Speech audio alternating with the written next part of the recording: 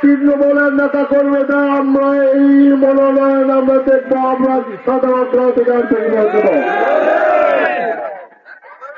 আজকের সেই কথা অনুযায়ী 16 বছর নয় 46 বছর আমরা মাঠে ছিলাম, মাঠে আছি, মাঠে থাকবো।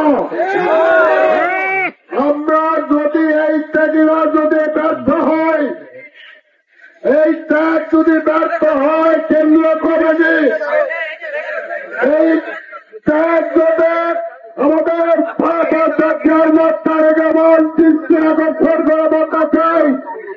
এই ত্যাগীদের যদি বাধ্য হয় ভবিষ্যতের থেকে আর কথা চলবে না। আজকে একটা মিছিল আসছেন বাবু হাওলাদার, আরিফ হাওলাদার আপনার ত্যাগীদের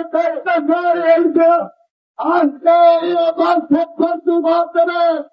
আমরা সেই ঘাত করার শিকার মেনে দিলে মাথায় বলো।